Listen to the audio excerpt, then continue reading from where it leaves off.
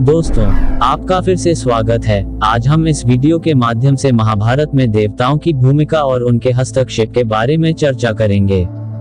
दोस्तों, अगर आप इसके बारे में जानना चाहते हैं तो आपसे अनुरोध है कि वीडियो को अंत तक देखें ताकि आपको पूरी जानकारी मिल सके, और आप सभी से निवेदन है कि और भी वीडियो देखने के लिए चैनल को सब्सक्राइब करें। तो दोस्तों, चलिए जानते हैं महाभारत में देवताओं की भूमिका और उनके हस्तक्षेप। आज हम आपको महाभारत के एक अत्यंत महत्वपूर्ण और अद्वितीय पहलू से अवगत कराएंगे, देवताओं की भूमिका और उनके हस्तक्षेप। महाभारत एक महाकाव्य है जिसमें धरती के घटनाक्रम के साथ साथ स्वर्गीय शक्तियों का भी गहरा संबंध है।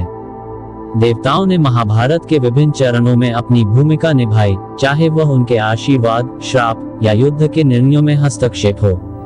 इन हस्तक्षेपों ने महाभारत की कहानी को नए आयाम दिए और इसके परिणामस्वरूप धर्म की विजय और अधर्म का नाश हुआ। आज की इस यात्रा में हम महाभारत के 10 प्रमुख बिंदुओं पर विचार करेंगे जहां देवताओं ने महत्वपूर्ण हस्तक्षेप किए और इन हस्तक्षेपों का क्या परिणाम हुआ। 1. देवताओं की भूमिका का परिचय और उनका महाभारत में महत्व। महाभारत की कथा को समझने के लिए सबसे पहले यह आवश्यक है कि हम देवताओं की भूमिका और उनके महत्व को समझें। हिंदू धर्म में देवता विभिन्न शक्तियों और सिद्धांतों के प्रतीक हैं जो सृष्टि के संचालन में महत्वपूर्ण भूमिका निभाते हैं। देवता किसी भी समय और स्थान पर हस्तक्षेप कर सकते हैं जब उन्हें ये लगता है कि धर्म संकट में है या धर्म की स्थापना आवश्यक है। महाभारत में देवताओं ने पृथ्वी पर धर्म की स्थापना के लिए अपने अपने तरीकों से योगदान दिया। किसी ने आशीर्वाद दिया, किसी ने श्राप दिया, तो किसी ने युद्ध में प्रत्यक्ष रूप से भाग लिया। इन हस्तक्षेपों ने महाभारत के घटनाक्रम को नई दिशा दी और अंततः धर्म की स्थापना में सहायक सिद्ध हुए। 2. इंद्रदेव का कर्ण से कवच कुंडल लेना। इंद्रदेव, जो देवताओं के राजा और स्वर्ग के शासक हैं, महाभारत में कई बार हस्तक्षेप करते हैं। एक प्रमुख घटना तब घटित होती है जब कर्ण अपने दिव्य कवच और कुंडल से अलंकृत होते हैं। ये कवच और कुंडल उन्हें अजेय बनाते हैं।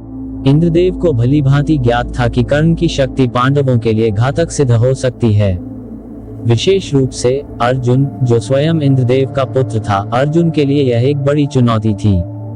इस कारण इंद्रदेव ने ब्राह्मण का रूप धारण कर कर्ण से उनका कवच और कुंडल मांगने का निर्णय लिया। यहाँ एक महत्वपूर्ण बात यह है कि कर्ण को इंद्रदेव की पहचान का भान हो गया था, फिर भी उन्होंने अपने वचन के अनुसार ब्राह्मण को निराश नहीं किया और अपने कवच कुंडल उन्हें दान कर दिए। इंद्रदेव ने इससे प्रभावित होकर कर्ण को एक वरदान भी दिया, जो था वाष्पशक्ति नामक अमोघ अस्त्र। हालांकि इस अस्त्र का प्रयोग कर्ण केवल एक बार ही कर सकता था। इंद्रदेव का ये हस्तक्षेप महाभारत की घटनाओं में महत्वपूर्ण मोड़ लेकर आया, क्योंकि इससे कर्ण की शक्ति का ह्रास हुआ और पांडवों की विजय के मार्ग को आसान बनाया। 3.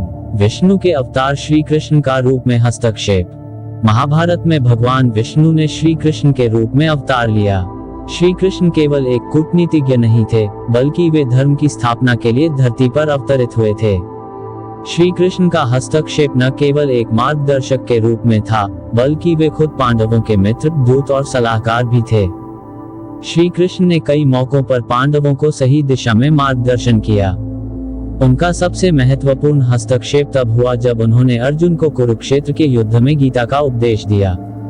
अर्जुन, जो युद्ध की विभीषिका और अपनों के प्रति मोह के कारण हताश हो गया था, श्री कृष्ण के उपदेश ने उसे न केवल युद्ध के लिए प्रेरित किया, बल्कि धर्म के प्रति उसकी समझ को भी गहरा किया। गीता के उपदेश के माध्यम से श्री कृष्ण ने न केवल अर्जुन को धर्म का मार्ग दिखाया, बल्कि संपूर्ण मानवता के लिए जीवन का सार और धर्म का मर्म प्रस्तुत किया।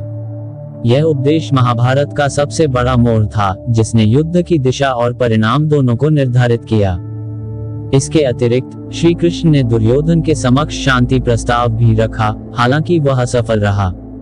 युद्ध के दौरान श्री कृष्ण ने कई रणनीतियों को अंजाम दिया, जैसे भीष्म पितामह की मृत्यु के लिए शिखंडी का उपयोग और कर्ण की मृत्यु के समय रथ का धंस जाना। ये सभी हस्तक्षेप पांडवों की विजय सुनिश्चित करने के लिए किए गए थे। 4. सूर्यदेव का कर्ण को आशीर्वाद देना। कर्ण के जन्म के पीछे सूर्यदेव का महत्वपूर्ण योगदान है। कर्ण कुंती के गर्भ से सूर्यदेव के आशीर्वाद से उत्पन्न हुए थे। सूर्यदेव ने कर्ण को स्वर्णिम कवच और कुंडल दिए थे जो उसे अजेय बनाते थे। कर्ण का जीवन संघर्षों से भरा रहा, परंतु सूर्यदेव का आशीर्वाद सदैव उसके साथ था।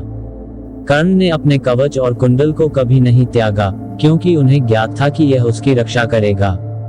परंतु जब इंद्रदेव ने ब्राह्मण के रूप में आकर उनसे कवच कुंडल की मांग की, तो कर्ण ने उन्हें दान कर दिया। सूर्यदेव ने कर्ण को यह भी सिखाया कि सत्य और न्याय के मार्ग पर चलते हुए ही जीवन को अर्थपूर्ण बनाया जा सकता है। उनके आशीर्वाद से ही कर्ण ने कठिनाइयों के बावजूद महान योद्धा बनने की राह चुनी। उनका यह आशीर्वाद महाभारत की कहानी में महत्वपूर्ण योगदान करता है, क्योंकि कर्ण की वीरता और बलिदान से यह महाकाव्य और भी प्रभावशाली बन जाता है। 5. शिव का अर्जुन को पाशुपतास्त्र प्रदान करना। महाभारत में भगवान शिव की भी भूमिका अत्यधिक महत्वपूर्ण है। अर्जुन ने, जो कि पांडवों में सबसे शक्तिशाली योद्धा थे, शिव की कठिन तपस्या की ताकि वे उन्हें एक दिव्य अस्त्र प्रदान करें। भगवान शिव अर्जुन की तपस्या से प्रसन्न हुए और उन्होंने अर्जुन को पाशुपतास्त्र प्रदान किया। यह अस्त्र अत्यधिक शक्तिशाली और अजेय था, जिसका प्रयोग केवल धर्म की रक्षा के लिए किया जा सकता था। शिव ने अर्जुन को इस अस्त्र के उपयोग की विधि और इसके प्रभाव की गंभीरता के बारे में भी बताया। यह अस्त्र महाभारत के युद्ध में एक महत्वपूर्ण कारक साबित हो सकता था, लेकिन अर्जुन ने इसे कभी अनावश्यक रूप से प्रयोग नहीं किया। शिव का ये हस्तक्षेप ये दर्शाता है कि धर्म की रक्षा के लिए देवता सदैव तत्पर रहते हैं और आवश्यकतानुसार अपने भक्तों को शक्ति प्रदान करते हैं। 6. यमराज का विदुर के रूप में अवतार। महाभारत में यमराज ने विदुर के रूप में अवतार लिया। यमराज, जो मृत्यु के देवता हैं, धर्म और न्याय के प्रतीक माने जाते हैं।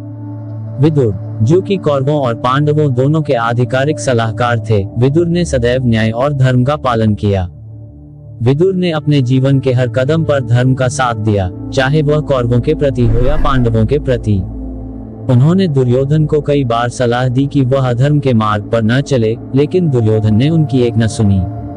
विदुर ने युद्ध के प्रारंभ में ही यह अनुमान लगा लिया था कि पांडव ही विजयी होंगे, क्योंकि धर्म का पक्ष उन्हीं के साथ था। यमराज का विदुर के रूप में अवतार ये दर्शाता है कि धर्म की रक्षा और न्याय की स्थापना के लिए देवता किसी भी रूप में आ सकते हैं। विदुर का जीवन और उनके द्वारा दी गई नीतियां आज भी मानवता के लिए प्रेरणा का स्रोत हैं। 7. वरुण और अग्निदेव का अर्जुन को अस्त्र प्रदान करना।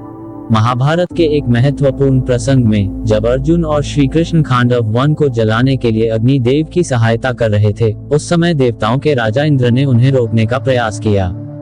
इंद्र को ये ज्ञात था कि खांडव वन में कई देवी देवता, ऋषि और सांपों का निवास है, जिन्हें वह बचाना चाहते थे।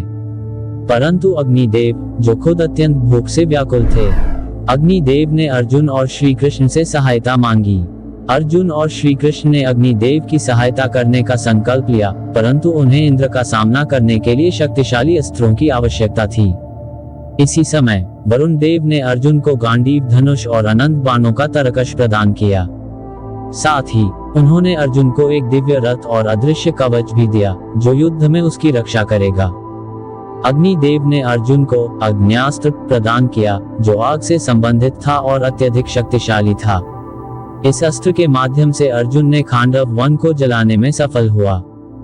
इस हस्तक्षेप का महाभारत के युद्ध में बहुत बड़ा योगदान रहा। अर्जुन को प्राप्त इन दिव्य अस्त्रों ने उसे कुरुक्षेत्र में एक अजेय योद्धा बना दिया और पांडवों की विजय सुनिश्चित करने में मदद की। 8. हनुमान का भीम के साथ भेंट और उनकी भूमिका। महाभारत के एक और महत्वपूर्ण प्रसंग में भीम और हनुमान का मिलन होता है। हनुमान, जो भगवान शिव के अवतार माने जाते हैं और भगवान राम के परम भक्त हैं, हनुमान ने महाभारत में भीम के साथ अपनी भूमिका निभाई। एक दिन जब भीम अपनी शक्ति का अभिमान करते हुए गंधमादन पर्वत पर जा रहे थे, तब हनुमान ने उनकी परीक्षा लेने के लिए एक वृद्ध वानर का रूप धारण कर मार्ग में अपनी पूंछ फैला दी। भीम, जो अत्यधिक बलशाली थे, भीम ने हनुमान की पूंछ को हटाने का प्रयास किया, परंतु वे असफल रहे। अंततः हनुमान ने भीम को अपनी असली पहचान बताई और उन्हें ये सिखाया कि वास्तविक शक्ति का अभिमान करना अनुचित है। हनुमान ने भीम को आशीर्वाद दिया कि वे उनके रथ की ध्वजा पर स्थित रहेंगे और उनकी उपस्थिति से उनके रथ को कोई क्षति नहीं पहुंचेगी। इस प्रकार हनुमान ने भीम को न केवल मानसिक रूप से सशक्त किया, बल्कि पांडवों की विजय में भी एक महत्वपूर्ण भूमिका निभाई। हनुमान का ये हस्तक्षेप महाभारत में धार्मिक और आध्यात्मिक दृष्टिकोण से अत्यंत महत्वपूर्ण है। 9. वायुदेव का भीम को आशीर्वाद। वायुदेव, जो भीम के पिता हैं, वायुदेव ने भी महाभारत में कई महत्वपूर्ण हस्तक्षेप किए। जब भीम दुर्योधन के द्वारा विषपान कराकर जल में डुबो दिए गए थे, तब वायुदेव ने उनकी रक्षा की। उन्होंने भीम को जहर के प्रभाव से बचाया और उन्हें नागलोक ले गए, जहां उन्हें नागराज वासुकी के द्वारा अमृतपान कराया गया। इस अमृत के कारण भीम के भीतर 10,000 हाथियों के बराबर बल का संचार हो गया। इस बल ने भीम को महाभारत के युद्ध में एक अजेय योद्धा बना दिया। वायुदेव ने भीम को यह भी आशीर्वाद दिया कि वे सदैव धर्म का पालन करेंगे और अपने भाइयों के प्रति वफादार रहेंगे। वायुदेव का यह हस्तक्षेप महाभारत के उन प्रमुख कारकों में से एक है जिन्होंने पांडवों की विजय सुनिश्चित की। भीम की अजेयता और उनकी शक्ति ने कुरुक्षेत्र के युद्ध में कई महत्वपूर्ण निर्णायक क्षणों को आकार दिया। 10. अश्वत्थामा को शिव का आशीर्वाद। अश्वत्थामा, जो द्रोणाचार्य के पुत्र थे, महाभारत के अंत के निकट शिव के विशेष आशीर्वाद से सशक्त हुए। अश्वत्थामा ने अपने पिता की मृत्यु के बाद पांडवों से बदला लेने का संकल्प लिया। उन्होंने भगवान शिव की तपस्या की और शिव ने उन्हें अद्वितीय युद्ध कौशल का आशीर्वाद दिया। अश्वत्थामा ने इस शक्ति का प्रयोग पांडवों के शिशुओं की हत्या के लिए किया। उनके इस कार्य से महाभारत का अंत अत्यंत दर्दनाक और करुणामय हुआ। शिव का यह आशीर्वाद और अश्वत्थामा का इसके दुरुपयोग का यह प्रसंग महाभारत के उस पक्ष को दर्शाता है जहां शक्ति का अनुचित प्रयोग विनाशकारी सिद्ध हो सकता है। शिव के आशीर्वाद ने अश्वत्थामा को युद्ध में अजेय तो बना दिया, लेकिन इस अजेयता का दुरुपयोग करते हुए उन्होंने अधर्म का मार्ग चुना, जिसके परिणामस्वरूप उन्हें श्राप मिला और उनका जीवन एक श्रापित योद्धा के रूप में समाप्त हुआ। महाभारत में देवताओं की भूमिका न केवल कहानी को आकार देने के लिए महत्वपूर्ण थी, बल्कि उन्होंने धर्म और अधर्म के बीच संतुलन स्थापित करने में भी महत्वपूर्ण योगदान दिया। इन देवताओं के हस्तक्षेपों ने यह सुनिश्चित किया कि धर्म की विजय हो और अधर्म का नाश। आज हम महाभारत से यही सीख सकते हैं कि धर्म की रक्षा के लिए सदैव ईश्वर और देवताओं का आशीर्वाद आवश्यक होता है। ये हस्तक्षेप ये भी दर्शाते हैं कि जब भी मानवता संकट में होती है, देवता अपनी भूमिका निभाने के लिए सदैव तत्पर रहते हैं। महाभारत केवल एक युद्ध की गाथा नहीं है, बल्कि यह धर्म, नीति और जीवन के सत्य को समझने का एक माध्यम है। देवताओं की इन भूमिकाओं को समझना हमें ये सिखाता है कि जीवन में सही और गलत के बीच के संघर्ष में हमें सदैव धर्म का साथ देना चाहिए, क्योंकि यही हमारे जीवन का सार है। दोस्तों, कमेंट के माध्यम से बताएं आपको यह वीडियो कैसा लगा। अगर आपको यह वीडियो पसंद आया तो लाइक करें, शेयर करें। आप सभी से निवेदन है कि और भी वीडियो देखने के लिए चैनल को सब्सक्राइब करें। आपका बहुत बहुत धन्यवाद। जय हिंद, जय भारत।